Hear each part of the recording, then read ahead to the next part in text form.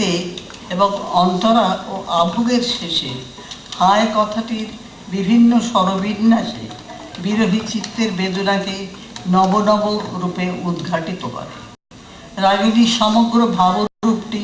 অন্তর্লোকে ধরা না দিলে কেবলমাত্র রাগরাগিনীর ব্যাকরণগত নিয়মানুগত্যে এমন রস তথা পরিবেশ সৃষ্টি সম্ভবপর হতো না। বর্ষার আরও একটি গান তিমির অবগুণ্ঠনে বদন তব ঢাকি, হাম্মির রাগ ও কাহার বাতালে নিবদ্ধ এই গানের স্থায়ী অন্তরা আভোগের শেষে বারে বারে কে তুমি কথাটি একই সঙ্গে তিনবার তিন রকম স্বরবিন্যাসে আশ্রয় নিয়ে নিছক প্রশ্ন, বিস্ময় ও মমতা এই তিন ভাবাবেগকে মূর্ত করে